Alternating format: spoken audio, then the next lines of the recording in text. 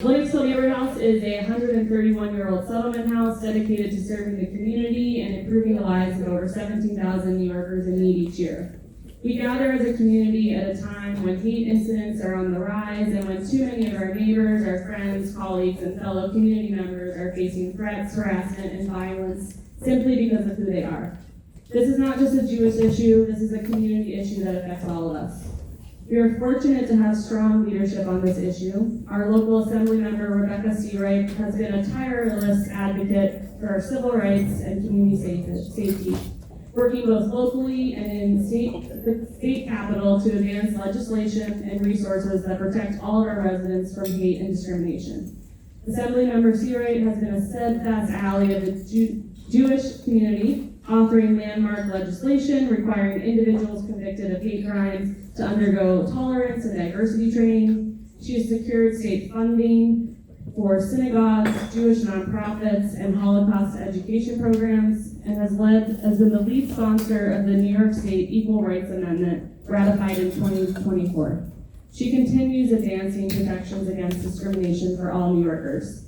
We are very pleased to be hosting tonight's important town hall for action and partnering with Assemblymember Seawright's office to serve our community. Please join me in welcoming Assemblymember Seawright.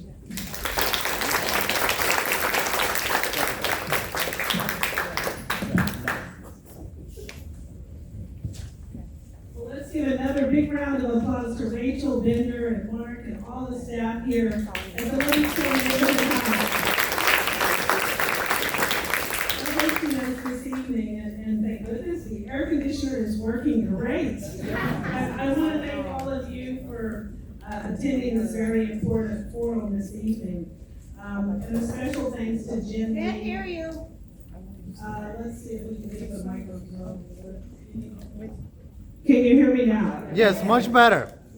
A special thanks to Jim Lee, Program and Operations Manager, for coordinating with our team, my Chief of Staff, Courtney Barrissey, Barley, Bren, Kevin, our fabulous Simon Wiesenthal intern, who you're going to be hearing from later tonight, Julia, right here on the panel, and Kevin and all of our staff volunteers that worked so hard on this forum this evening.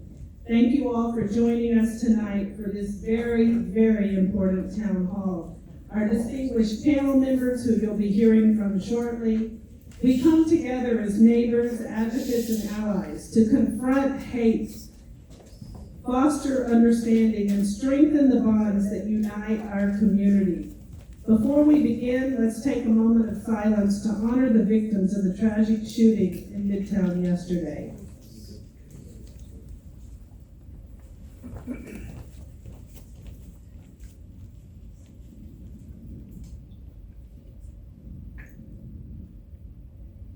Thank you. Our thoughts and deepest sympathies are with their families, friends, and all those affected by this senseless act of violence. I'd like to now invite up Rabbi Michael Miller to lead us in an opening prayer, reminding us of the values of unity, resilience, and compassion that guide us in moments like these.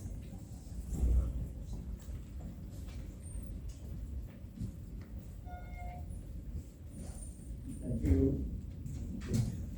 Thank you, Assemblywoman. Lord of the universe, our lives in this great city were disrupted yesterday by acts of terror-filled violence that defied civilized norms. 4 innocent people were murdered, including a uniformed New York Police Department officer, for no rational rhyme or reason. Weapons of war, assault rifles, not in the hands of law enforcement, have no place on city streets. Anti-Semitism and prejudice, bias, and hate of any sort have no sanctuary anywhere in this metropolis, in this state, or in this country. We grieve and mourn for the losses suffered by the families of the victims. We embrace them as family, as any one of them could have been one of us. Lord, shower your blessings on them Provide them with comfort and consolation during the difficult days, weeks, months, and years ahead. In the Psalms we read, Yehi shalom b'chelech, shalva b'armenotayach. May there be peace within your walls, serenity within your dwelling places. As we pray for peace in America, around the world, and especially in the Middle East, here at home, Lord, watch over the men and women in blue and in all of the uniformed services, all heroes who, at the risk of their own lives, watch over us to ensure our safety. Grant strength and wisdom to our elected officials who enact laws that provide for our welfare. Again from Psalms, Adonai yishmarcha mikol ra yishmor et nafshecha. May God protect us from every evil. May He guard our soul. Adonai yishmar tzeitcha uvoecha me'ata v'ad olam. May the Lord guard our departures and our arrivals from this time forth and forever. Amen.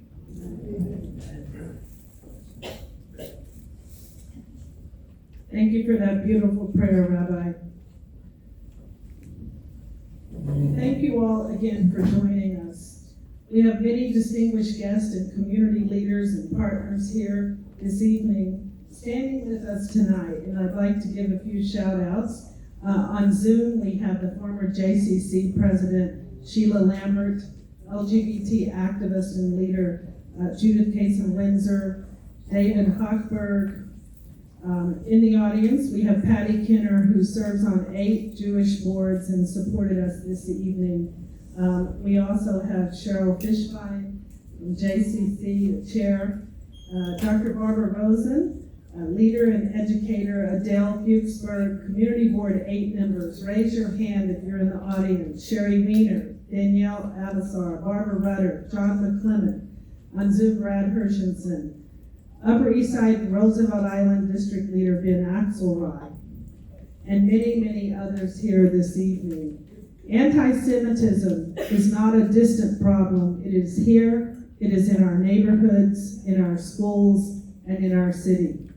In 2024 alone, the NYPD reported 345 anti-Semitic hate crimes in New York City, more than half of all hate crimes in the 5 boroughs.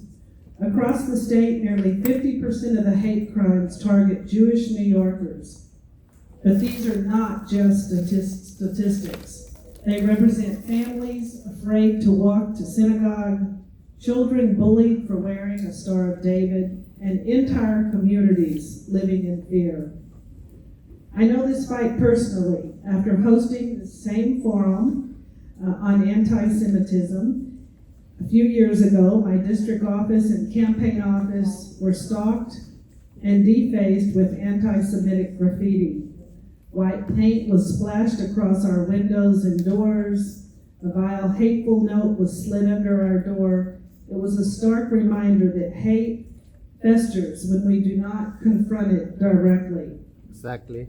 Since then, I've taken the fight to Albany, proudly sponsored and passed 2 pieces of legislation updating our hate crime statute, requiring anyone convicted of a hate crime to undergo mandatory counseling and education, and to change the presumptive evidence statute.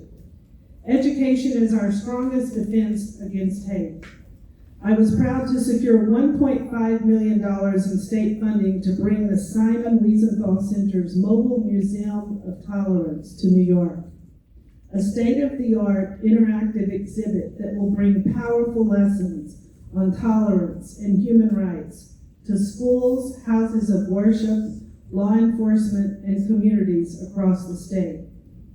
We've strengthened our laws, expanded hate crime prevention units, increased NYPD training, and we're very pleased tonight to have a panel member from the NYPD Hate Crimes Unit and from Commissioner Tisch's office. If you'll raise your hand in the room, we appreciate your being here this evening.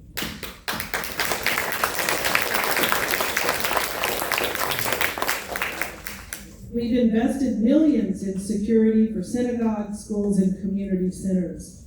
The City of New York has established a mayor's office to combat anti-Semitism. These are critical steps, but policies alone cannot end hate. We also have from the governor's office a representative, Jordan Feiner. If you'll raise your hand in the back of the room, thank you for being here. Hi, Jordan. The community liaison to the New York City Council Speaker, Adrian Adams, Passaic Osina. Thank you for being here. Ty Barrera, Community Board 8, and a longtime activist. And let's see, we have Susie Jaffe. Thank you for being here. And I know that you've led several Jewish organizations and been former Deputy State Controller for New York State. So I appreciate your being here, and Sherry Miller as well. Combating anti-Semitism means teaching the truth of history, standing up to hate speech, and building bridges of understanding across all of our communities. It means never staying silent in the face of bigotry. To my Jewish family, friends, neighbors, and constituents, you are not alone. We stand together, and we prove that hate has no home here, not in our schools, not in our streets, and not anywhere in New York. I am now very pleased to introduce our moderator, someone very special to me that will serve this evening as our moderator, keeping us all on time. My spouse, Jay Hershenson, who's a vice president at Queens College and has served on the board, or is serving on the board of the Jewish Community Relations Council and a former board member of ADL. So Jay, I now turn it over to you. Thank you.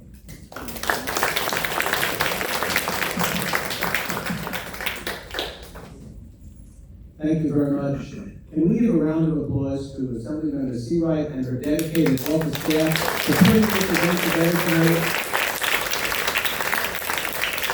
Today's conversation is urgent and necessary.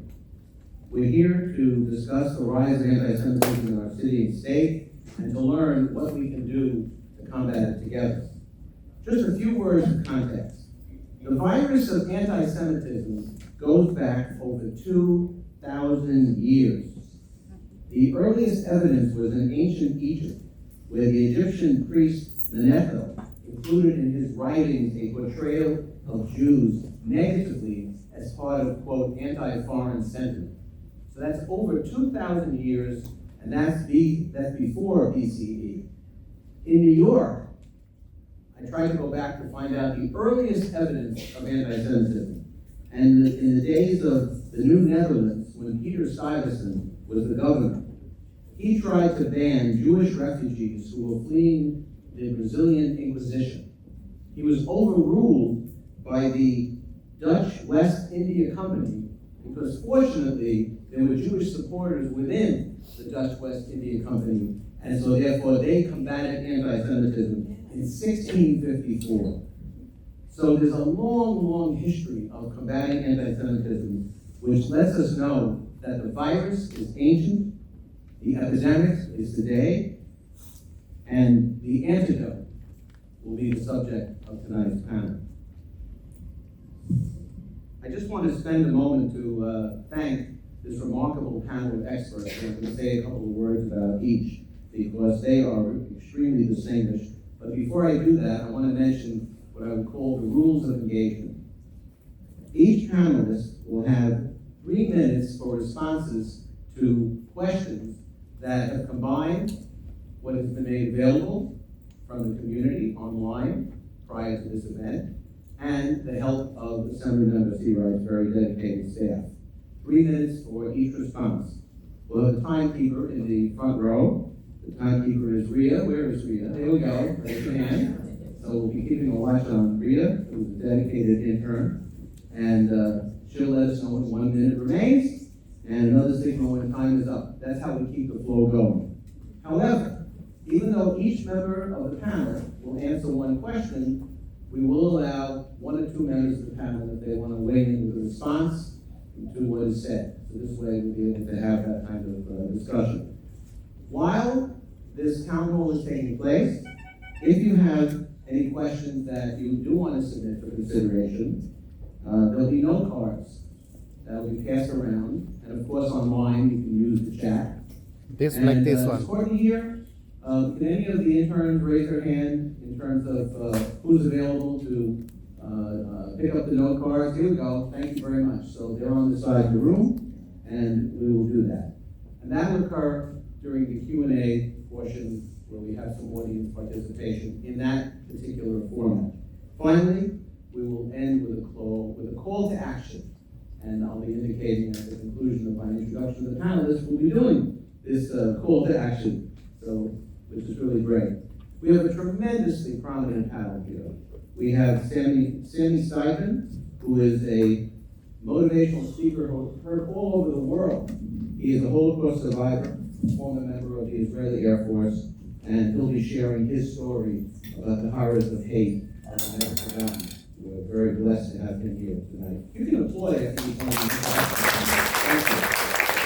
Then we will have Deborah Klafka, who is the Senior Associate Regional Director of ADL in New York and New Jersey, overseeing efforts to combat anti-Semitism and secure Jewish communities. I think everyone here in this room knows of the great work of ADL nationwide. So let's give Deborah a round of applause. Julia Robbins, who is the Government Advocacy Intern with the Simon Wiesenthal Center, representing a new generation of advocates committed to fighting anti-Semitism. She has worked unbelievably hard together with the interns in the office to put this together. So let's give Julia a special round of applause. Our family is here as a cheering section. Thank you so much for being here tonight. We really appreciate it. Bella Schneider, who is the Tri-State Campus Regional Manager at Stand With Us, which is focused on empowering and educating the next generation against anti-Semitism. They too have done incredible work on campuses all across this country. Let's give Bella a round of applause. Randy Pinska, the Associate Director of the American Jewish Committee of New York, and he has been working to strengthen interfaith and international partnerships. I have the honor of working closely with Rob Skolnick and Marissa Berg, and all I can say is that AJC does fabulous work. Thank you, Brandon. Give him a round of applause. There is a book by Andre Schwartzbart. It's called The Last of the Just. And that is the story of the 36 just men. At the time it said men, it should be men and women. But the 36 just men who are on the earth at any point in time and who rise to defend their communities and do amazing work. I say that by way of introduction because Rabbi Michael Miller completed 36 years as the CEO of the Jewish Community Relations Council, and he is here with us tonight. Let's give Rabbi Miller a special round of applause. You are a just man. And finally, we have two more. Matthew I. Frampton. Oh, actually, is Mr. Marcus here? Oh, great. Okay. Mr. Marcus is here, and he is representing the hate crime task force. He's the head of the task force. I had someone else down, possibly being here, but fortunately you showed up tonight, and he is doing amazing work against hate crimes. And you are an inspector? That's fantastic. Well, thank you for being here. He deserves a double round of applause for the work he's doing. And finally, my good friend who will be doing closing remarks, he is the Executive VP of the Auschwitz Jewish Center Foundation. I, of course, have worked with him for many years when he was a tremendous leader in the New York State Senate, doing great work, and, of course, with the Simon Wiesenthal Foundation, and that's Michael Cohen.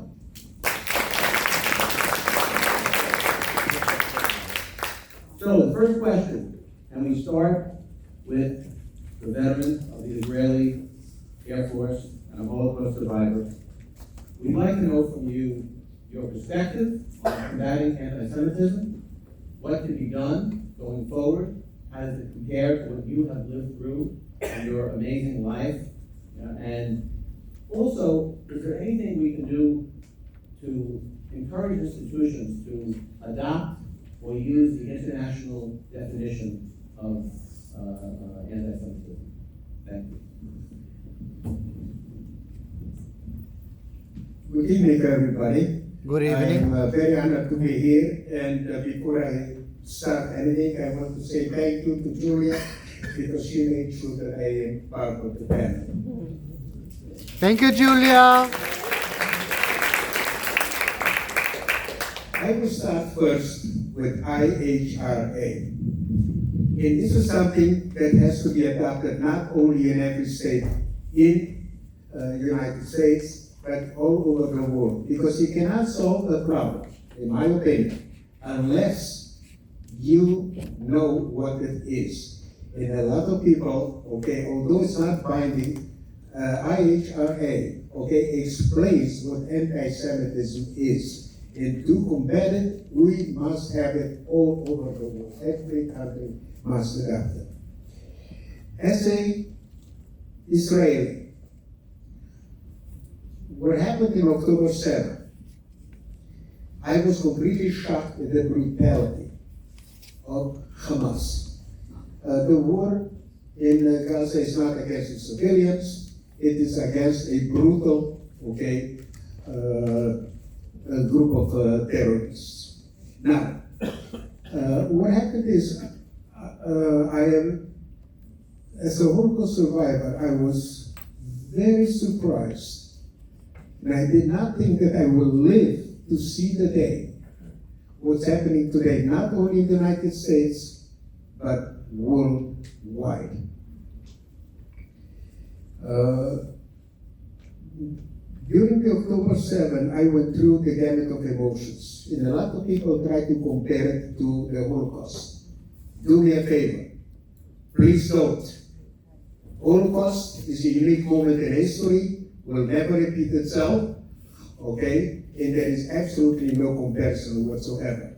However, okay, even the Nazis were not as brutal. And in some of the most prestigious campuses in this country, and I'm talking right now as a Holocaust survivor, and as an American,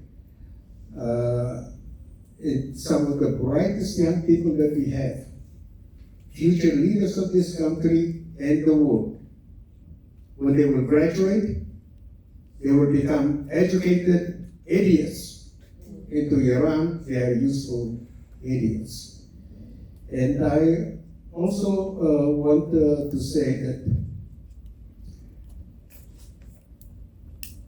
for me, my life is to educate the next generation. And we have to start with them when they're very young, because once they are indoctrinated, it's almost impossible to change them and to start thinking critically. Now, there is a virus that can never be eradicated. You probably never heard it, so you will hear it now. Bullying, bigotry, Jew hatred, hate, racism, ideology. It always was there, it always will be there, depending, the type of technology that we have, whatever they teach the young people and everything else. In my personal opinion, the most important thing what we can do, okay, is education. And this must be done starting at a very, very young age. I start to speak, with fourth graders. I even spoke to second graders, and believe me, okay, it's not what you say, it's how you say it. And one of the greatest experiences that I ever had was with the second graders. And later on, if you want, I will tell you. But it's absolutely amazing. We should not underestimate the intelligence of the young people. And so it's important, not what to say, how you say what to say. For me, okay, the young generation, education is so important that 5 years ago in an audio app, I answered questions for 16 hours straight. And people ask me, how could you do that? And because that is my passion. And we have here very young people, people that will go to college, they have new professions. And I suggested to them to choose, okay, a profession that they can be passionate about it, because they will never work a single day in their life. But work will be pleasure, pleasure will be work. But before I finish, and I will tell you, and I urge all of us, all of you, and each one of you has a very strong voice. Do not be afraid to talk, okay? Okay, silence is death. And I want to give you just an example of what it means, okay, by talking and not being afraid. As you probably all of you know, okay, the Nazis, okay, did medical experiments and murdered mentally and physically ill, okay, people. A priest found out about it, made it public in Germany. Okay, there was a big outcry, and the murder stopped, but not before they murdered over 200,000 mentally and physically ill Germans. The best part of it, the priest was never punished. Okay, so that's why I'm saying it's extremely important not to be afraid, especially what's happening today. Okay, a lot of people are trying, okay, to shut us up. Do not be afraid. Before I finish, and later on, we'll have the opportunity to ask some questions, and I'll go in more details. But one of the things I want all of you to remember, during Passover, in the Haggadah, there is a passage that says that in every generation, they try to annihilate us. We prevailed. What's happening right now in the Middle East, we will prevail and we will win. But guess what? To the world, I have a very strong message. We are here to stay, whether you like it or not. I will try it out. Thank you very much. Sandy mentioned the importance of education, and that goes right into our next question, which is to Deborah Piper, who, as I indicated earlier, is with ADL. In order to combat anti-Semitism, education at all levels is essential, including primary, secondary, and post-secondary education. So let's zero in on what needs to be done at the level of K through 12 in terms of curricula, teacher training. How can we focus on the lower education system? I want to be mindful of time, so I was trying to play around with my camera before, my phone actually. It's a really important question, especially because the school year, unfortunately, is almost upon us. And I would say there's some very clear steps that all of our districts, all of our schools can take. One is setting clear parameters, and this has to do with policies. As Sammy rightly said, there needs to be a clear definition of anti-Semitism embraced within the schools, by the schools, and by the school district, to better understand what is often not understood, that it's more than just religious hatred.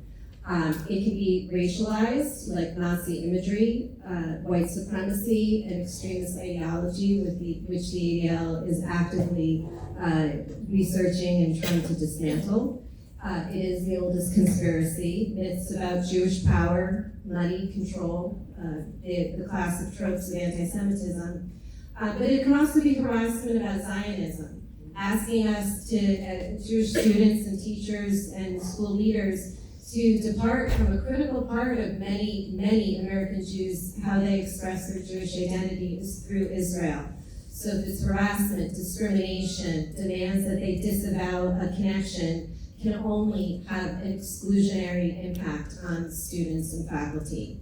And also, IRA, the International Holocaust Remembrance Alliance definition, we refer to it as a working definition. It provides excellent examples of when legitimate criticism of a democratic or a society, of a government, of a political party, of policies, versus delegitimizing the existence of the state of Israel. Two, as Sammy also stressed, rich education about anti-Semitism, extremism, and Holocaust education for every member of the school community. And I can elaborate if I have more time. I don't like the word enforcement, but why have policies if they're not upheld? Students, teachers, faculty, there should be clear codes of conduct for each of them so everyone knows what to expect when they're in the school community.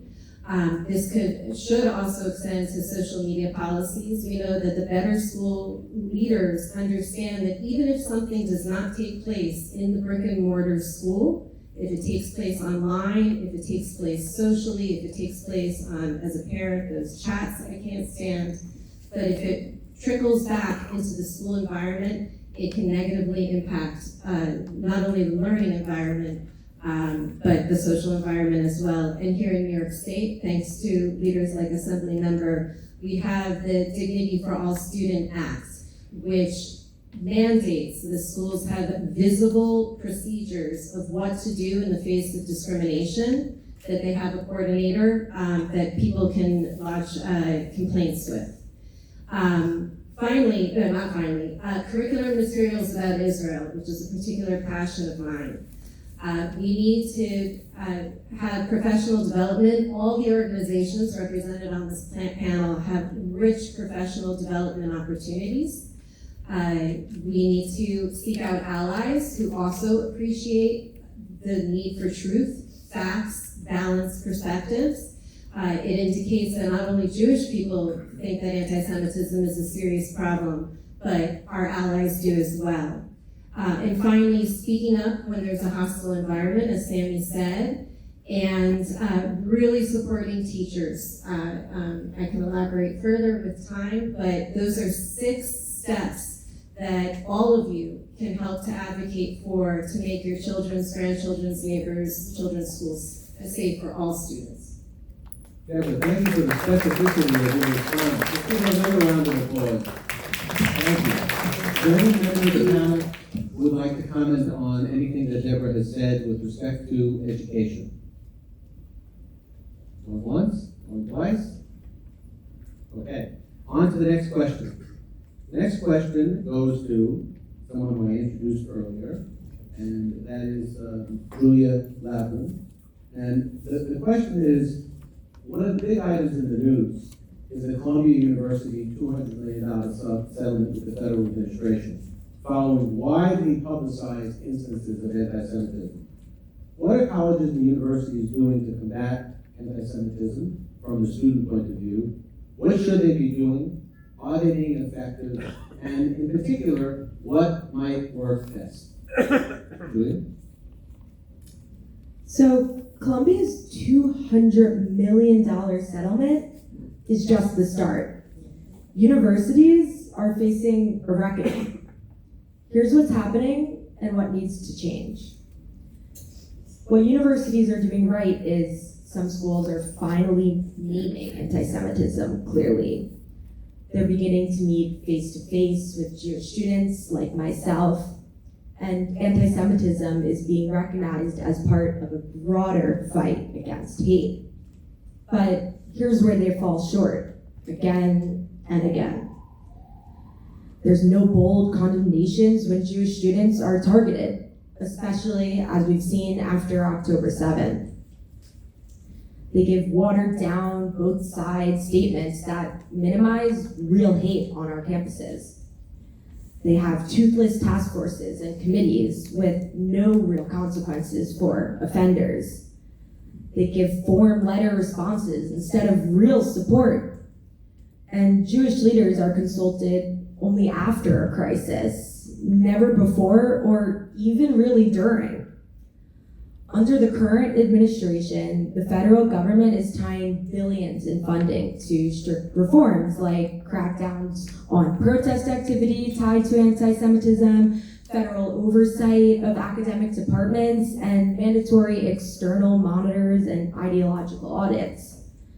In my opinion, starting now, universities must possess a zero-tolerance code of conduct that defines anti-Semitism clearly in the policy.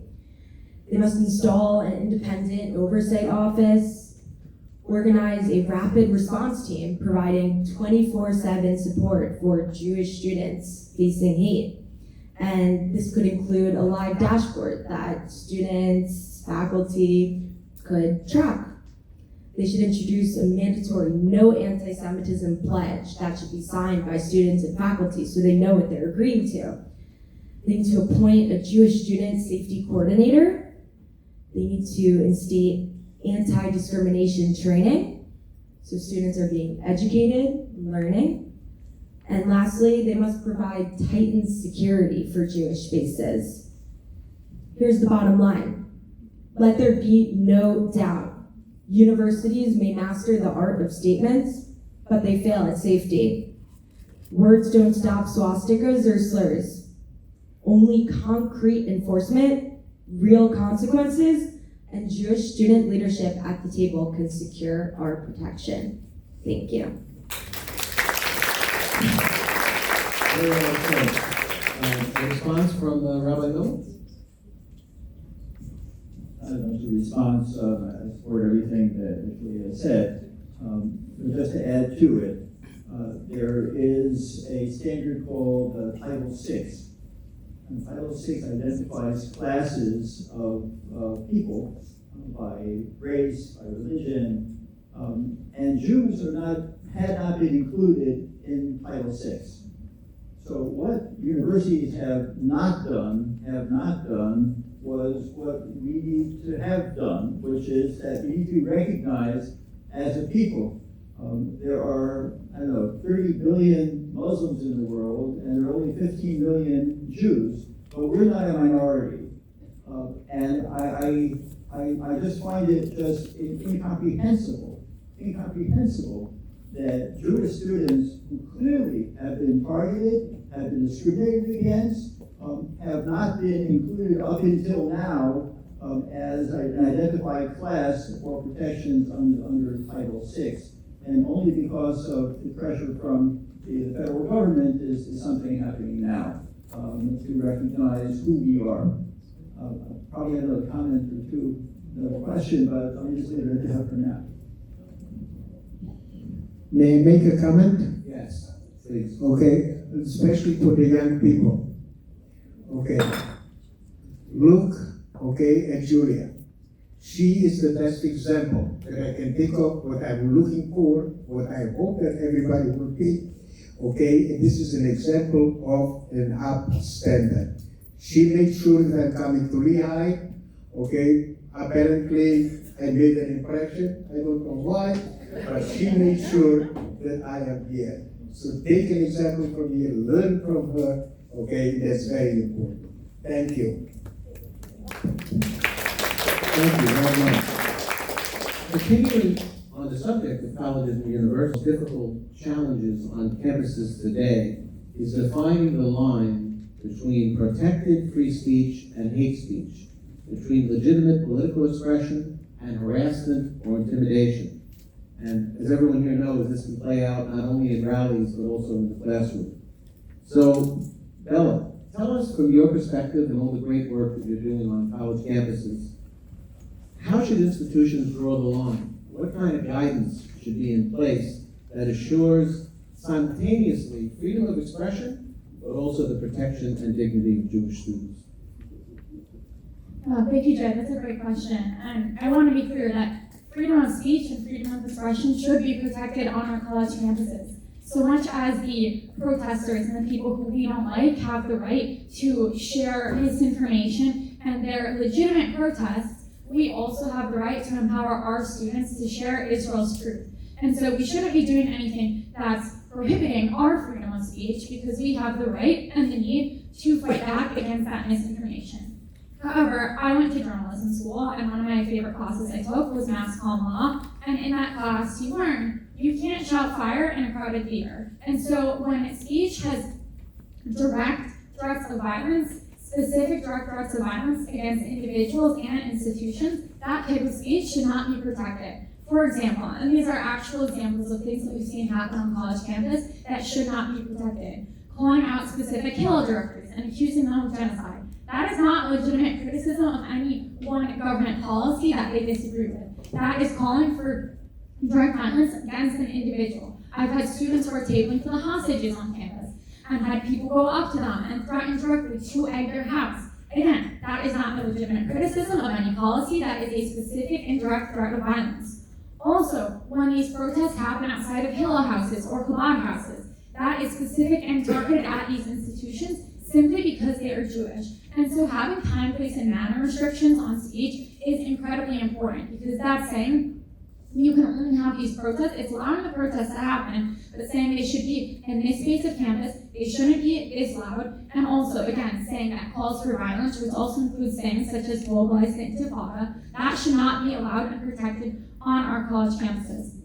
Well, is it possible, can you or someone on the panel explain what is meant by time, place, and manner, so that we all understand what that means? Yeah, so time, place, and manner restrictions are pretty common across college campuses, and I think a big pitfall that happened when the encampments happened was that universities were not enforcing these restrictions. But time, place, and manner restrictions, you can see them in most university codes of conduct, and it says that you are allowed to gather as a group. However, it has to happen within these times. Students who pay tuition to study on campus go to the library, and so it's restricting the time in which these protests can happen, the place that it can happen. So, for example, when protests happen on Chabad House, that is off campus, or a Hillel House on campus, it's saying that these protests should be restricted to perhaps the student quad or a specific place on campus.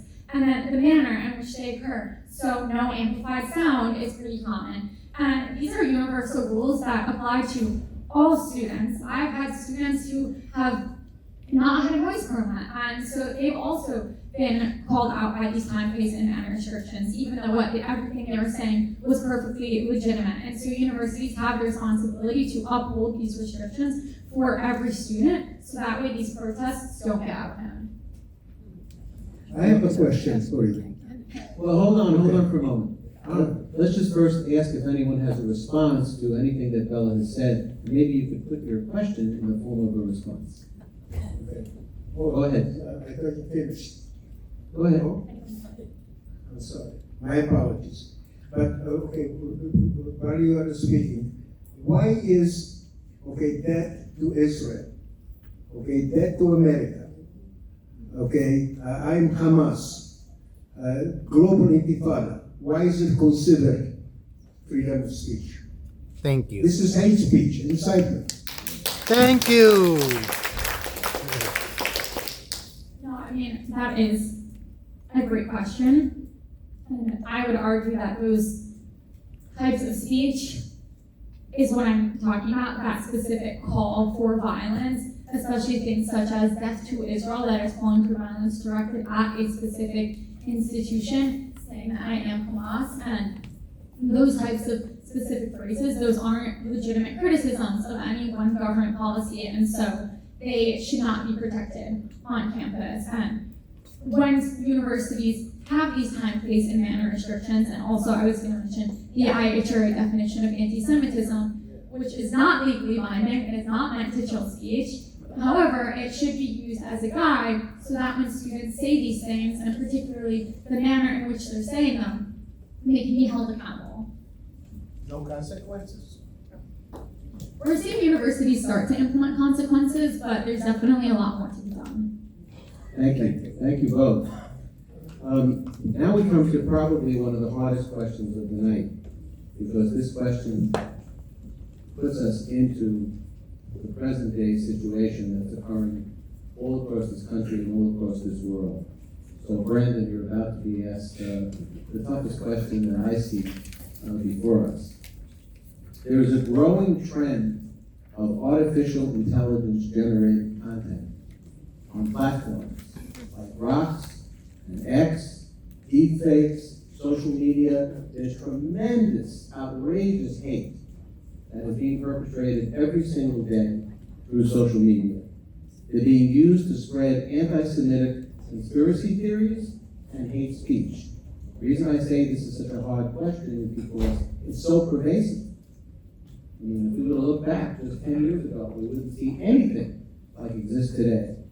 What policies or interventions are needed to combat this pervasive situation, and how can we hold tech companies accountable for the spread of harmful content?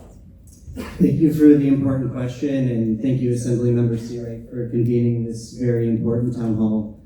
Indeed, the question you ask is a very, very important question, because what we're seeing is that the largest strand of anti-Semitism and anti-Semitic incidents is online.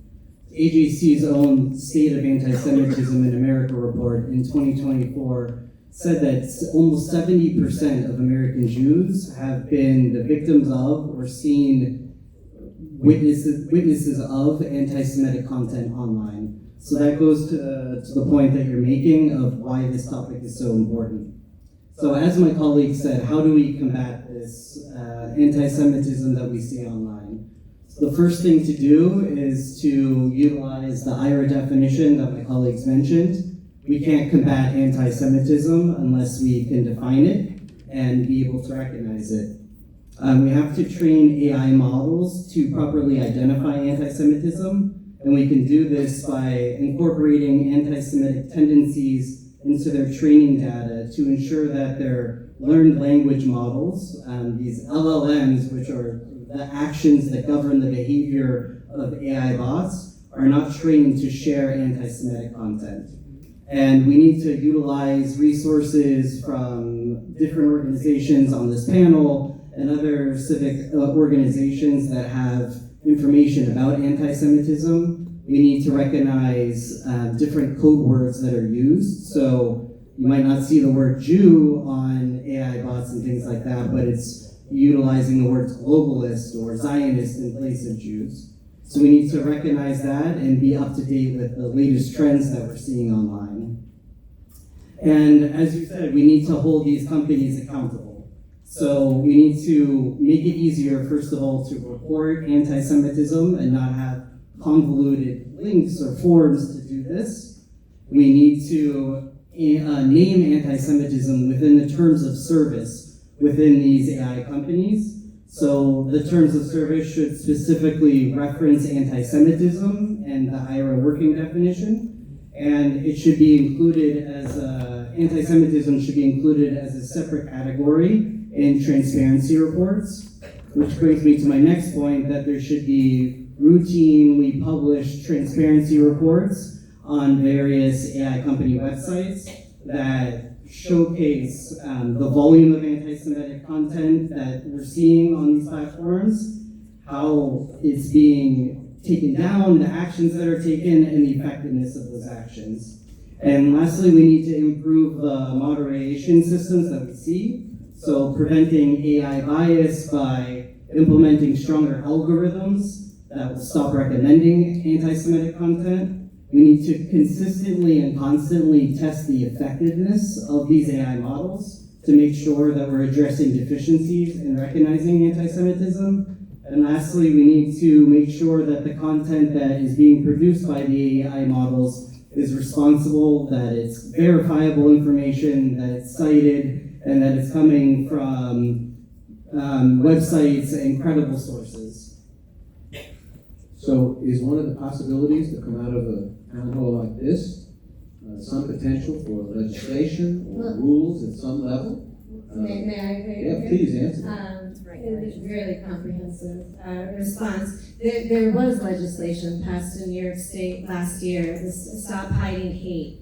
Very much an initiative of ADL and our partner organizations to hold tech companies accountable, to have their terms of service, as Brandon said, clearly stated, and to report to the Attorney General's office in New York State instances of hate and what they do about it.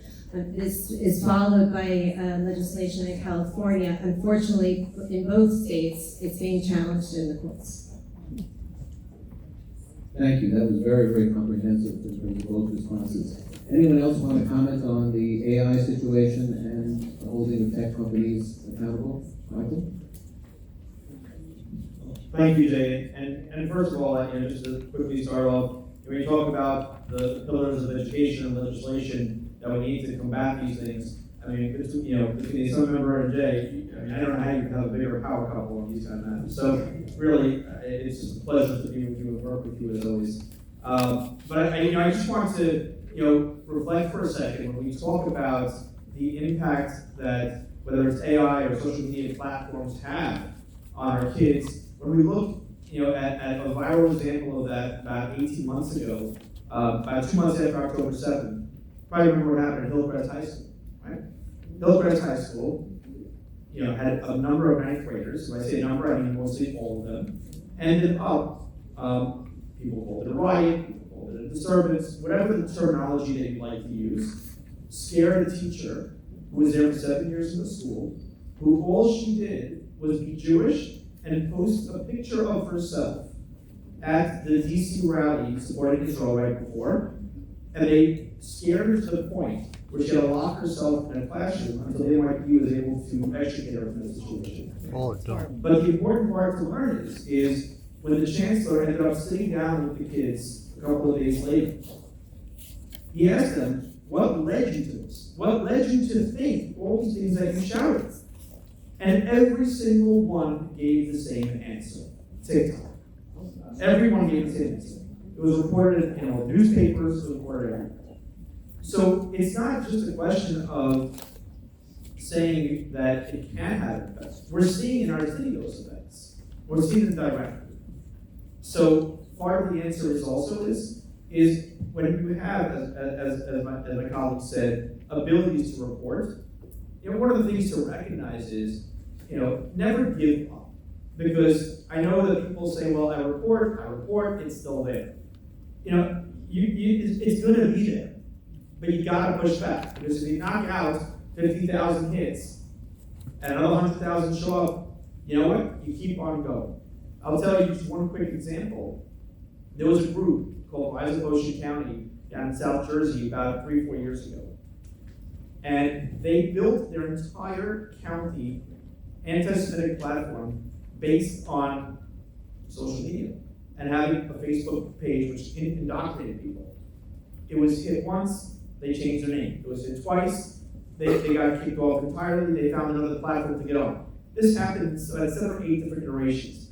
But you know what? By the time they had to jump over and over and over again, they went from about 20,000 followers to about 250 followers because people just gave up. So the fight is important, keeping in the fight is important. That's what everybody here, and by you being here today, is about. So thank you. If I can make one quick comment, TikTok, as Michael pointed out, has been a very large source of anti-Semitism.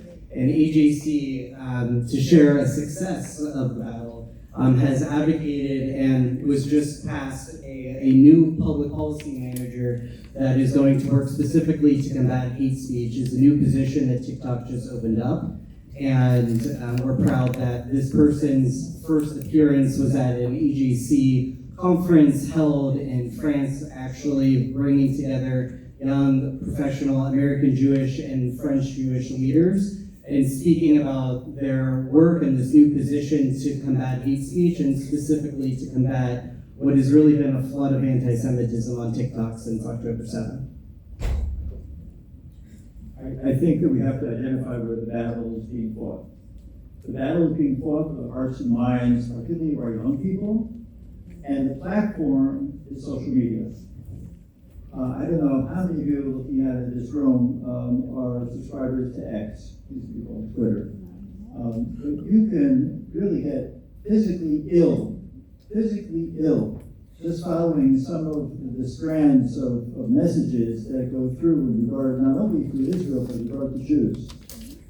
So I commend my colleagues, particularly from the major defense organizations, ADL, AJC, and everyone. If you see something, say something, right? So the same thing is true with regard to social media. Whatever you see that you find reprehensible, report it. Don't just get, as I said before, don't just get ill. Do something about it. And I think that maybe one of the things that come out of this panel discussion is what specifically one can do if you see something. Many of us are on, older folks are on Facebook. If you see something on Facebook, you see something on Instagram, you see something on X or any other one of the platforms, what can you do? Spell it out. specifically, step 1, step 2, step 3. Thank you, very well said. So the questions are going to continue to get harder. And we only have 2 questions left, and then we'll turn to audience suggestions that we've received either online or from the cards that have been collected. So they're getting harder. And they return back to Rabbi Miller. What can or should be done when public officials or candidates for public office make statements that are anti-Semitic? Yes. Beautiful question. Yes. That is the question. Yes. I thought I was getting a softball. Very, very difficult question to answer, but we need to answer it. And I'm going directly to the subject matter. If a candidate does not believe that Israel has a right to exist as a Jewish state, that is an anti-Semitic statement. Exactly. And why do I say that? Why do I say that? Just look at history. It isn't just the delegitimization of Israel, my friends. It's the delegitimization of Jews. Of Jews, as if we don't exist. I talked about it within the framework of DEI. You talked about it as well in the framework of elected officials, public officials, and society as a whole, and social media, etc., etc., etc., etc. The Jewish people have been on that land for over 3,000 years, 3,500 years.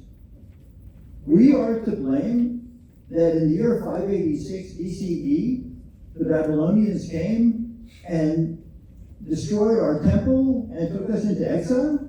We're to be blamed for that? We're to be blamed that in the year 70 CE, that the Romans came and destroyed the second temple and took us into exile into Europe? We're to be blamed? We're to blame that many of us in this room look Caucasian?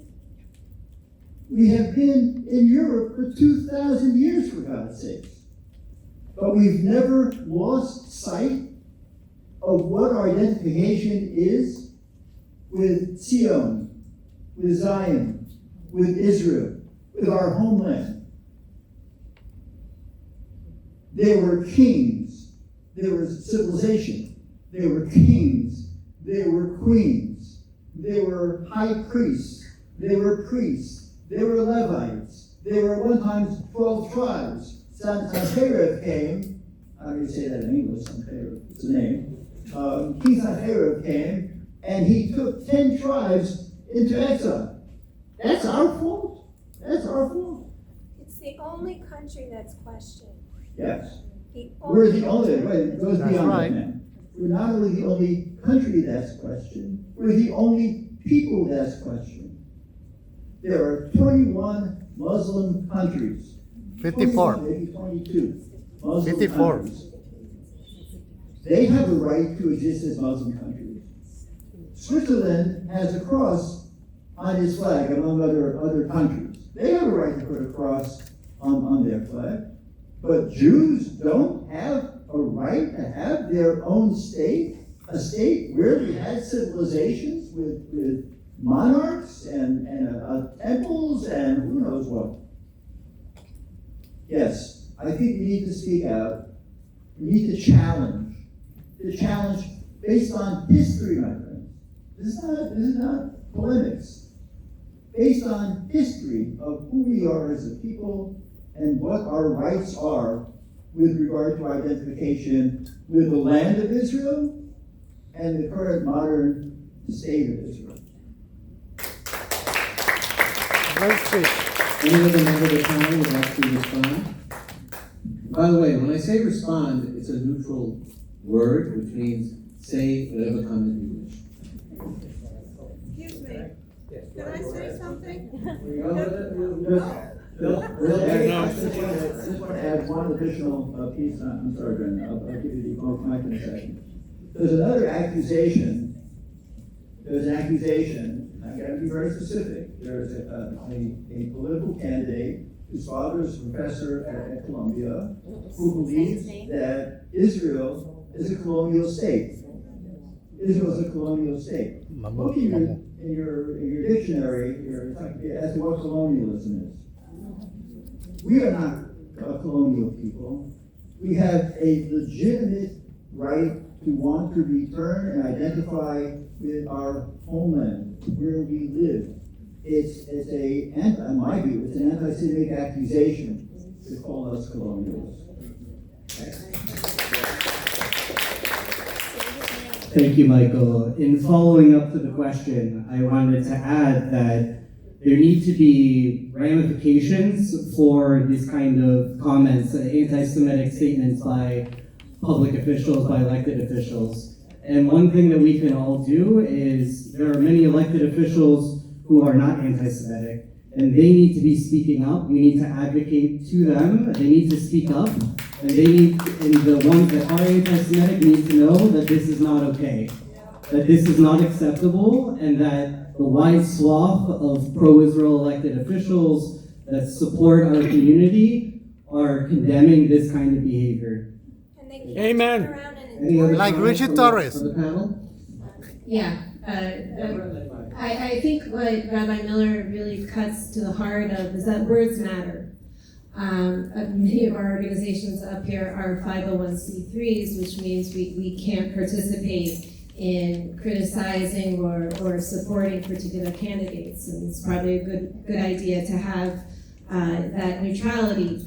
But we can demand that people take care of their words and that words matter. And what's being highlighted here is really a vacuum of understanding about who Jewish New Yorkers are. And here's where we get back to education. Because really the first step is introducing ourselves, unfortunately at this late moment after being here since 1654, about who the Jewish people are, who Jewish Americans are. I'm looking at all these photographs around this room, and I'm pretty sure there's some Jewish New Yorkers from around the time that ADL and other organizations were founded in 1913 to stop the defamation of the Jewish people and secure just and fair treatment for all. This UJA, I don't think they're on the panel, but they did a wonderful initiative last May to bring Jewish American Heritage Month resources to schools so accessibly that they had posters representing the diverse Jewish community, both in terms of where we come from in the world, and yes, our economic diversity should also be included in these discussions, and our bodies should be in public schools so that we can participate in these discussions. But they did it so cleverly, as a former teacher, that they did it so it was sized for photocopy paper that schools would have, that they could easily print out these posters to put all around the room. And of course, this education does not have to be restricted to the month of May. We can push for voices being included in reading lists, summer reading lists, classroom libraries, professional development programs. And I think if we really earnestly can demonstrate that there is a gap in knowledge about the Jewish community, that, for example, my son's name in Hebrew is Ben Sion, and my daughter's middle name in Hebrew is Ami, my people, that we are people, that we have a shared ancestry, then perhaps that we'll be able to, in the future, not have to worry so much about words of particular candidates because they will be good, right words. Thank you, Deborah. We have with us here Inspector Marcus, who leads the Hate Crimes Task Force.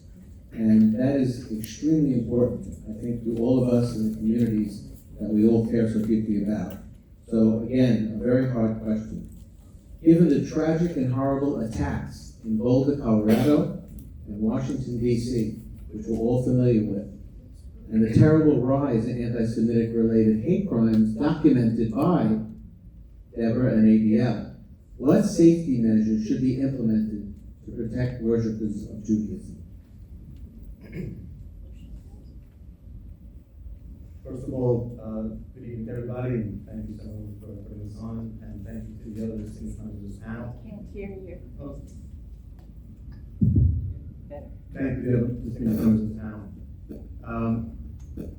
Public safety is a shared responsibility, as our mayor often says, and I often like to say that fighting crime is a team sport. The NYPD is a team sport. And when it comes to fighting hate, that could not be true. Everybody has a role to play. The Hate Crime Task Force, our role is to evaluate essentially every single crime that happens in the city of New York, determine if there is a motive of bias, and ultimately, if there is, find that perpetrator. That is our solemn obligation, is to arrest those responsible for bias-motivated crimes. But it's not always so simple, and it's not always so straightforward. There are countless examples that we could all recite here today that are clear-cut examples of bias-motivated hate. But there are those that are extremely difficult to discern the nuances, but it feels wrong, and we know that something's not right. So our first call to action when it comes to combating hate, whether it's in synagogues, in our institutions, or on our streets, is to simply ask every single person who thinks that they may have been the victim of a crime to report it. The onus is not on the victim to determine if they were the victim of a hate crime. Simply report it. We have some of the most seasoned, talented investigators that work in the Hate Crime Task Force. They fight for an opportunity to serve in that role. They don't get paid any extra. They don't get any extra bonuses or overtime. They pay congestion pricing to come to work. They do it because they love this job and they understand the impacts that they have in the communities. So let them do their jobs. That then in turn allows us, the NYPD as a whole, to deploy our resources accordingly. But as I said, it is a team sport. It is not the NYPD's ability to fight alone, even if we could. Everyone has a role to play. Reporting it is one, education is another, and that is why we have these great partners that are sitting here on the table with us today, and that is why you're here today, because you want to be a partner in this fight as well. So, thank you for that. Thank you. Anyone have a comment?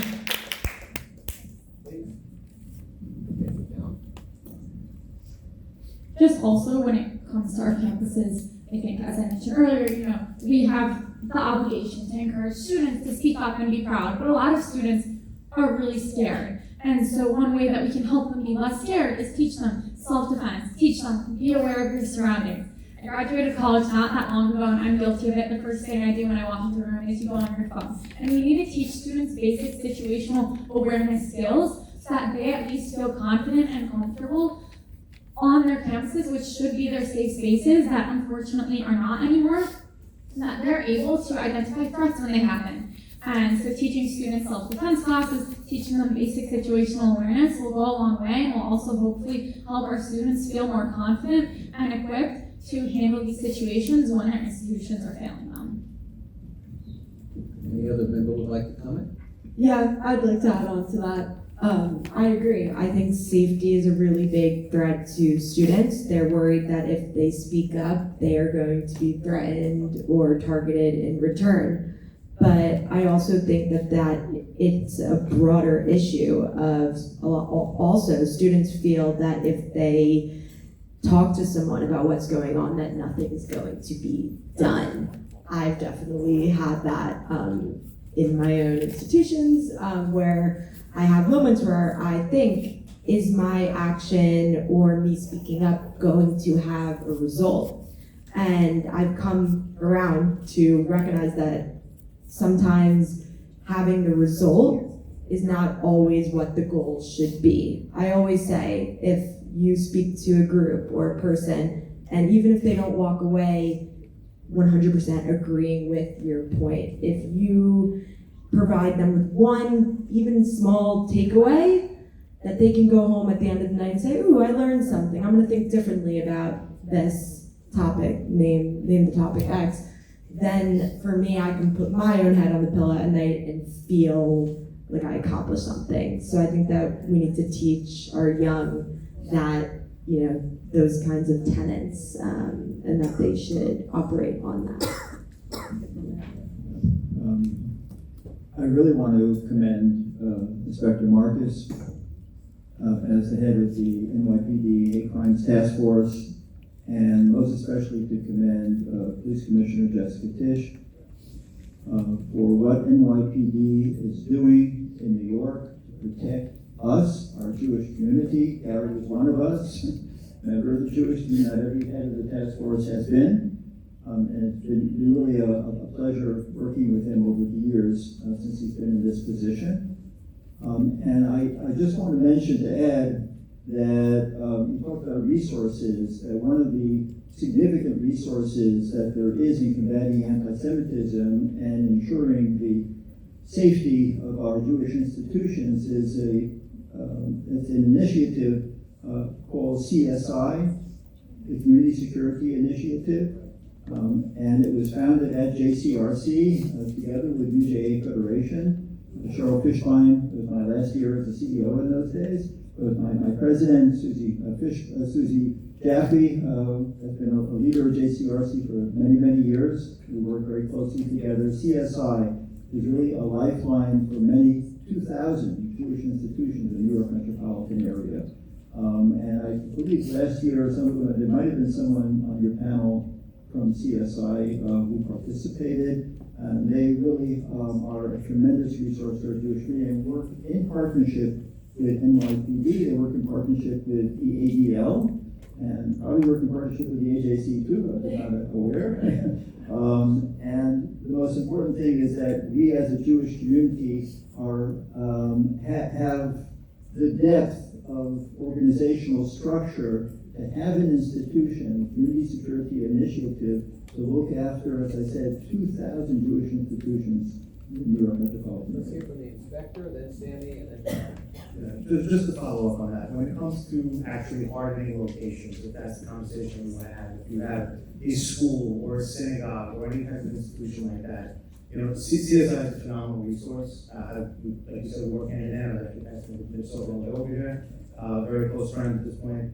But the NYPD also has a program for that, our crime prevention officer, crime prevention division. So if that is something that you have, you would like done, they do offer free crime prevention surveys of locations, whether it's a location like this, a community organization, a business. They will come out for free and do that survey for you to give you ideas about hardening and things like that. And if it's a location that has a sensitive nature to it, they will share that information potentially with our counterterrorism people and things like that. So it's a great way to, it's something I really encourage everyone to take advantage of. And when you do that, it's simply by contacting your local precinct. You can walk in, you can call the precinct, you can speak to your community affairs officers, your NCOs, whatever contacts you have there, your local precinct. Every precinct has a crime prevention officer who reports back to the crime prevention division, and they have a ton of resources specifically for hardening targets. So I just wanted to make sure that everyone has that information as well.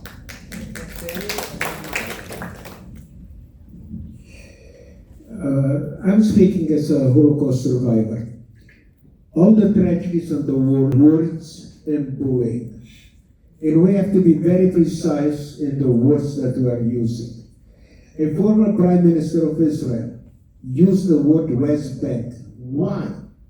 Okay, number one, West Bank is a geographical description of an area, and it was coined by Jordan. But we are, okay, like the French are coming from France, Greeks are coming from Greece, we're coming from Judea. We should use, okay, Judea and Samaria. Okay, if you don't like it for political reasons, use disputed territories. Take a look at the difference between West Bank and disputed territory or Judea and Samaria. If you use the word West Bank, the first thing that comes to mind is occupation, confrontation. Nothing can be resolved. If you are using the word Judea and Samaria, it means that we are indigenous to the land. Okay, we cannot occupy our own land. The word occupation does not come in play. At the same time, for instance, if you use disputed territories, okay, there's another option. If both sides are willing to work, you can come to a resolution. So we have to be very precise in the words that we are using. And this is with our children, with our neighbors, in everything else. So please be very careful in how you say it. Do not allow anybody, okay, to get the way with the wrong description. Thank you. Thank you. Michael? Just very quickly, I hear a lot of people always talk about, the value of these forums. And one of the things that's so valuable is when you hear about all the different resources that are available that are happening. And one of the things that you want to realize is that, when and I'm privileged to see this constantly, seeing Rebecca Seawright, how hard she's working in Albany, day in, day out. When you talk about all the funding for the hardening of sites, when you talk about the funding, for security, when you talk about a lot of the issues that make sure to get to the top of the legislative agenda, whether it's the city or the state, our elected officials are the most critical element to making sure that happens. And when we talk about action items, our actions should be to support one of our many actions should be to support them and to be there. Because I'm telling you, when you go into Albany, and you go into City Hall, and you go into any of these spaces, the people who are thinking on the other side of these issues, trust me, they are there. So, first of all, I would just say tonight, before you leave, make sure to thank your Assembly member for everything that she's doing, because I'm telling you, working and seeing.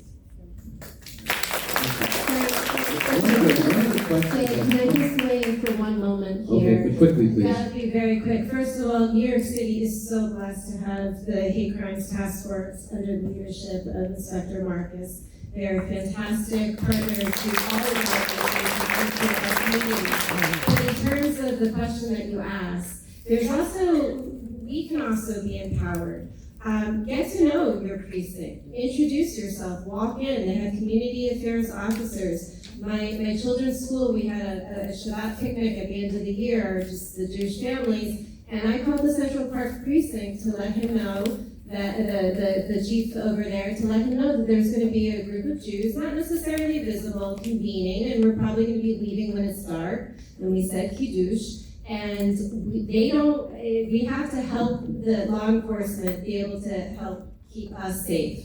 When I would be totally remiss, of course, law enforcement should be your first call. But please, don't, as Inspector Marcus said, it's not incumbent on you. If you feel that you've seen anti-Semitism, please report it to the ADL. I did not have an opportunity to talk about the audit that ADL has kept since 1979. As opposed to the crime statistics, which are also very important, the audit includes incidents.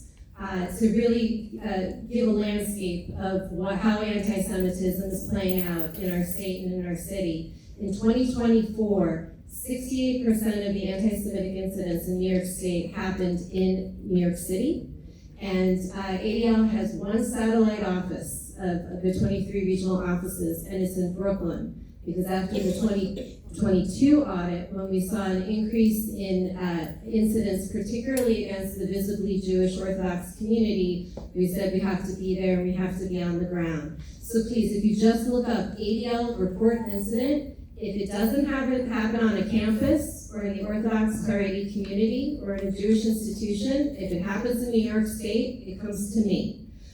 We triage, we try to reach out. We have partners in law enforcement. If you feel that you need a little more support in that department, we have wonderful partners like Assemblymember Seawright. We have, so please report.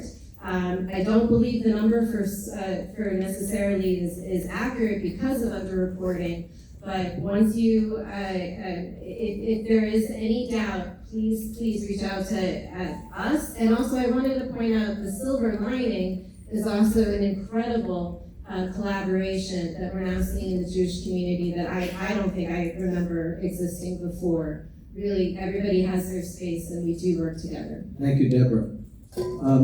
I think we owe a round of applause to Inspector Marcus because his presentation tonight sends a signal to our entire community that we're supported. It's greatly appreciated. A question came in from the community that we have not covered at all so far, which is what interfaith activities should be encouraged in order to broaden the coalition beyond the Jewish community against not only anti-Semitism, but discrimination in general. So can anyone take that question? Because that's so important. Let's start with you and then Michael.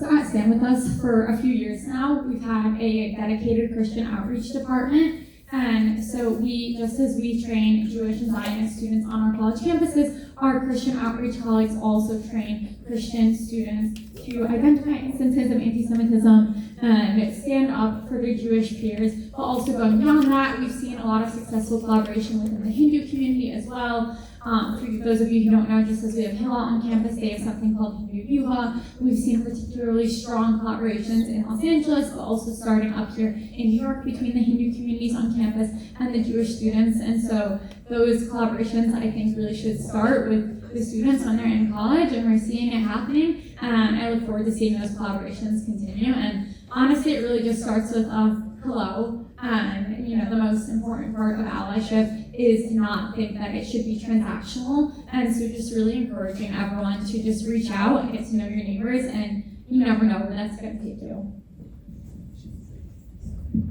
Thank you. Yeah, I think it's the biggest core issue that we have to deal with. When I started in my career, I spent 20 years in government first. And I didn't want to go to the easy spaces. So, like any good Jewish boy did, I went to work for a member of the Congressional Black Caucus, and then spent another decade working for a member of the Conference of Black Senators. So, it was, and I had the privilege of working side by side with John Lewis on putting together one of the first Black Jewish Relations conferences on Capitol Hill in the late 90s alongside him. I mean, it's really funny because when you agreed, my first thought was, what did I get myself committed to? Let me call Michael Miller, who was one of my mentors. So that's how far we all go back. But the thing is, though, we've got to put ourselves in those spaces. What I hear so often is you're asking us all the time, about Holocaust education, but when are you learning about us also? And we have to understand and listen to those. And to me, I'll tell you, I'm so privileged to work for the Auschwitz Jewish Center Foundation, under the leadership of Simon Bergson, who's here today. Because that's the key. The outreach to other communities is a key that we espouse as a core mission. But it's not just a question of saying so. Last week, one of the members of the Black Lithuanian Caucus in the Assembly, had questions about seeing what was going on in Israel. We went out to dinner.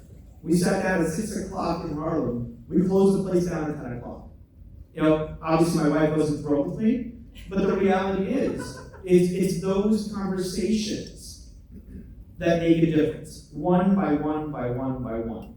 It's a question of recognizing, what we need to do. I remember so many instances, when I was elected official in New Jersey, people coming to me in my constituency, which was largely Jewish, and say to me, why do we have problems with the other side of town, so to speak? My quick answer was, have you reached out to anybody? Have you spoken to anybody? So the question is we need the programs, but we also need to recognize that when we talk about these, whether it's the historic Black Jewish relationship we talk about, or other relationships, that was a core part of who we were for decades and decades. But we kind of lost our way in that a little bit. And we need to go back into our next generation. We have to make sure that we're espousing those kinds of understandings. We have to make sure that if you have more people that will go and say after college, I'm going to work for an opposite community and learn and be involved and teach and make sure that we show that we're going to be real partners, because we can't expect other communities to be there for us if that's the only thing we expect. And it's hard work. It's time, it takes a lot of time. But everybody here on this panel, we do that time. And we can use your help. Because it's meeting neighbor to neighbor, we can't all do it alone. So really, everybody here, there is something to do. And I've dedicated my entire career to those relationships. And whoever asked that question, really, thank you for posing it. Michael and then Sandy. Talking about interfaith. I'm sorry. Go ahead. Talking about interfaith. There was an attempt, to talk in Muslim schools. I was invited, it was a completely Muslim school. Okay, most of the kids were from Turkey. I was very well received, but there was one major issue. Okay, did not go any further. So when we start the program, we should have to make sure that whatever we do, whatever we can do, okay, that the program, okay, there are many good programs that people are starting, that it should also come to a resolution to go further. And I'm interested in interfaith dialogue. Michael? I'm interested in interfaith dialogue too, and dedicated a tremendous amount of my career towards that objective. I was very fortunate. I agree with everything that has been said until now, particularly my younger friend and colleague, Michael Cohn. Interfaith dialogue. We haven't spoken about that, so let me just speak about it for a moment. Just think about it. The term of art nowadays is called an influencer. Who are your influencers? The influencers in the non-Jewish world are their pastors, their priests, or their ministers, or their imams. And JCR's, the Jewish Relations Council, has really focused on that, as have other organizations. The New York Board of Rabbis, our dear friend and colleague, Rabbi Joe Potasnik, has led some efforts in that regard. And I sit with Rabbi Potasnik on the Commission of Religious Leaders, which is led by Cardinal Dolan. Cardinal Dolan is the Catholic Church in Staten Island, Manhattan, and the Bronx. And in Queens and Brooklyn is the Brooklyn Diocese, and the Bishop of Brooklyn Diocese is part of the Commission of Religious Leaders. And we meet like every 6 weeks and talk through a variety of issues. But I identify myself, or have identified myself, as a community relations professional. Community relations. It's about building relationships. So it isn't just relationships with elected officials. And I again commend Mike's work in that regard, Pesach Lucina, who is here today, and others who have worked very, very diligently in building relationships between our Jewish community and non-Jewish elected officials, particularly people of color, who know us less than others may do. But on the religious spectrum, it's vital that we reach out to the Catholic community, to the Protestant community, to the Muslim community, to the Buddhist community, to the Hindu community, etc., etc. I'm an Orthodox rabbi, and I have spoken in more churches than I have fingers and toes. It's important to hear the voice of the Jewish community as well. So I underscore that in terms of combating anti-Semitism. As Sammy has said time and again, it's all about education. We need to educate our colleagues as to who we are as a people. I'll give you the mic in a moment. I just want to make a comment. I serve as vice president at Queens College and senior advisor to the president. And if you come and visit the Student Union building at Queens College, as many of the members of the panel know, you will see the Hillel on the same floor as the Catholic Newman Center, on the same floor as the Greek Orthodox Club, on the same floor as the Muslim Student Association. You will see they're all on the same floor.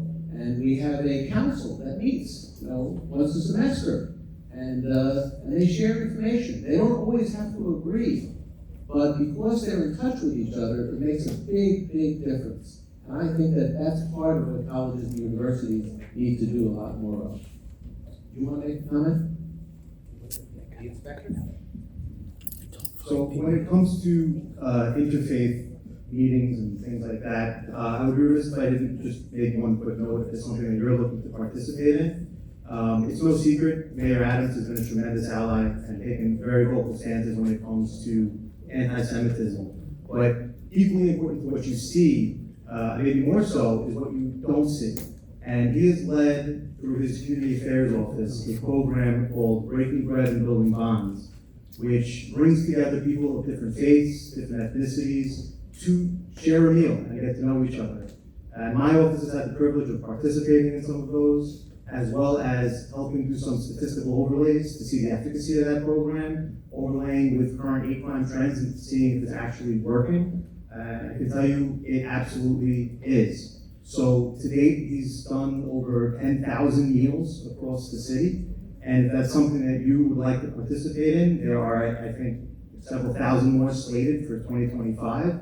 You can simply look up City Hall Community Affairs Unit, and they will have tons of information on that. But that program is breaking bread, building bonds. If you want to do something in that interfaith space, now. This is a question from the audience, and it's directed at AJC, Stand With Us, and ADL.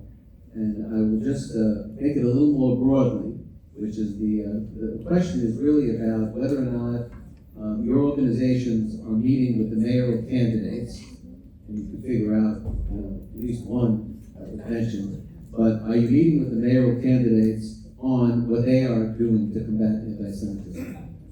It's a fair question, since the election is coming up in the fall.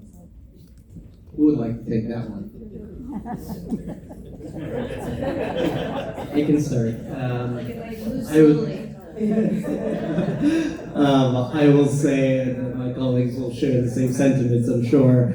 AJC is a 501c3 organization, so we do not support or oppose elected officials for public office. That being said, of course, issues regarding anti-Semitism are very, very important to AJC. And we are meeting with a variety of elected officials, community partners, interfaith, intergroup partners, and citywide advocates discussing the issues that are near and dear to AJC, issues of combating anti-Semitism and supporting Israel. And so we will continue to monitor those, the statements made by mayoral officials or those running for elected office for the mayor. And, it's something that's very, very important, but AJC will make statements regarding policies and not particular individuals. So that is our stance. And again, we're working to safeguard the well-being of the Jewish community. So these are things that we take very seriously. Please. Got what you said, exactly. And I can just say that in the past, my curfew is simply in our college department. And if an elected official has made it clear that their priority is addressing anti-Semitism on college campuses, we work to organize students together to sit down and have conversations with a variety of elected officials on their pressing issues and making sure that their voices are heard. ADL? I think, Brandon, I often joke with some of your colleagues, AJC, ADL, like scramble. Can I say samesies? In terms of, as I said before, certainly, pressing the message that words matter and clarity of meaning is important. We absolutely meet with elected officials. We often do briefings on our signature product of the audit of anti-Semitic incidents. We have a very active lobbying and legislative policies that we hope to see supported. We absolutely would take meetings about that, but again, it is not the role at this stage in the election process. Certainly, I know that our organization we put out information about voter registration, which I believe ends on October 25th. That's someone correct. Correct me, to be able to participate in the mayoral election. So we support civic initiatives in that way. That last point that Deborah made, you can still register to vote in the general election in November by October 25th. So there's a lot of time between now and then, and keep in mind that less than 30% of those who are eligible to vote actually voted in the recent Democratic primary. Extremely low turnout, even with new voters coming to the polls. So the nonpartisan thing that can be said as clearly as a bell is that there is a message that needs to go out to the community, and that is to come out and vote. And if you haven't registered to vote, now is the time to do that. It's very, very important. And a big part of combating anti-Semitism is strengthening our democratic institutions. So it is completely aligned with our missions to support a robust voter turnout and educated electorate. Thank you. So we're almost at the 2-hour mark. We're now going to hear from Michael Cohen, who is in a wonderful position to give us our closing remarks. But before we do that, can we really give the very best applause we can muster for this high-level, high-standard presentation by these panelists? Let's hear it for them.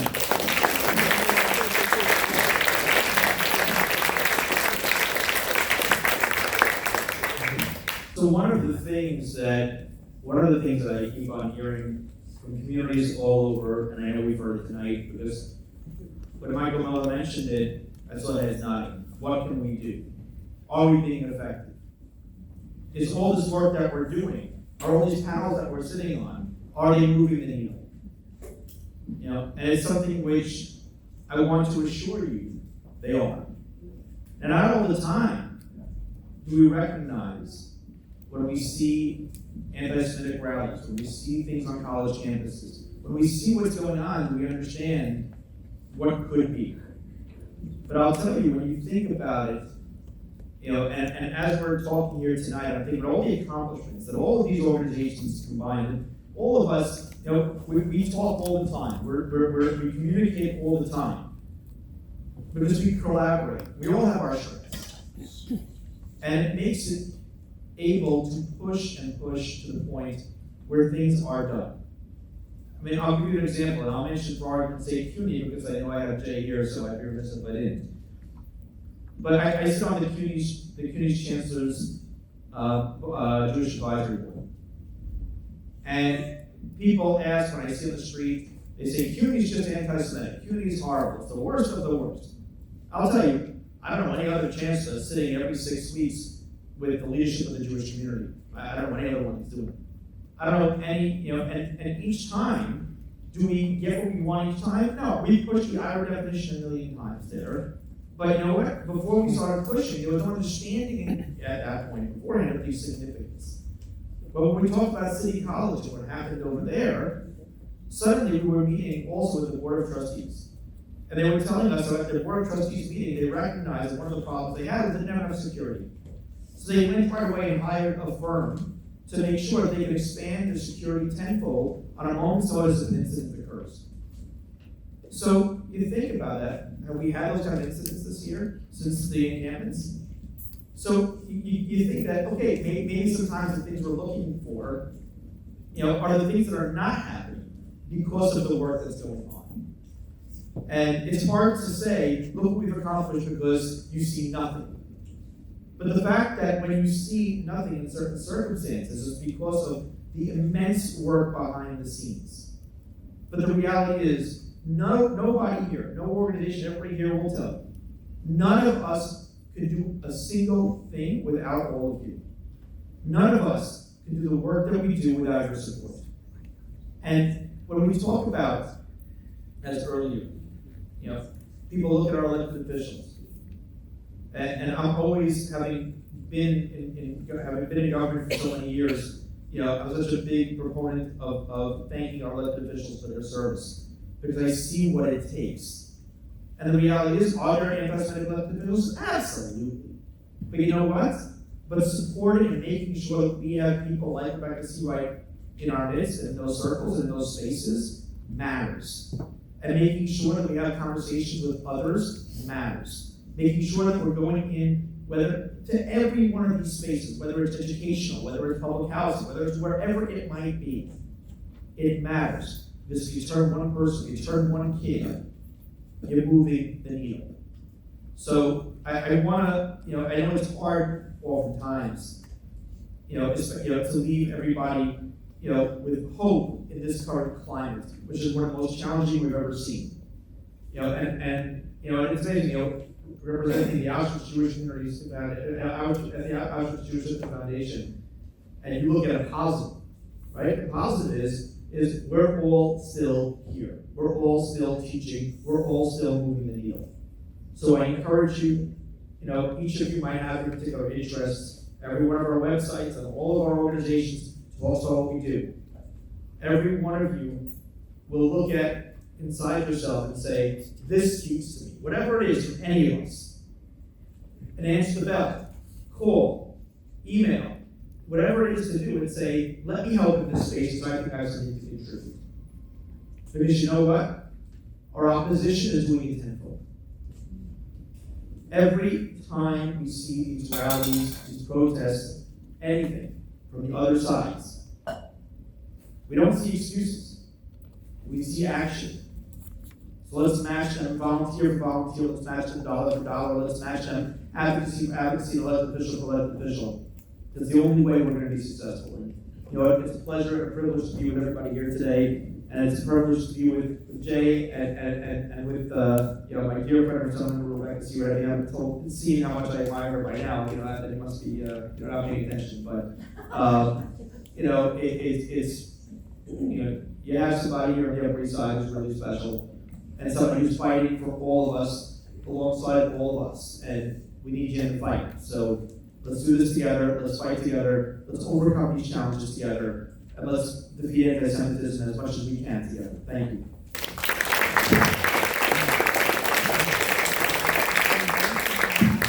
We work closely together in Albany, and Michael is knocking on my door, and we're fighting for funding, and I just do whatever he tells me and sign these letters for more money. So I want our distinguished panel this evening, and also a special thank you to Inspector Marcus. When my office was attacked several years ago, both my campaign office and my government office, we worked very closely with Inspector Marcus, and I can't thank you enough as we work to apprehend this very, very discriminatory person and to protect my staff and my constituents. So thank you again, Inspector Marcus. And again, to all the distinguished panel members, to my spouse, our moderator, Jay Hershenson, Julia, our very special intern from Simon Wiesenthal Center, and my staff and also the staff of the Lenox Hill Neighborhood House. And I see Patty Kinner has arrived in the back of the room. Patty, thank you for your support this evening. By speaking out and standing shoulder to shoulder against hate in all its forms, we will continue this fight, and I'm now prepared to go back to Albany and sponsor some more legislation. I want to invite all of you to come to Albany and advocate when we go back into session in January. Our community office is a storefront office next to the post office on 78th Street and York Avenue, and I invite all of you to stop in and share your ideas and thoughts on legislation that you would like to see passed. Again, thank you for coming this evening.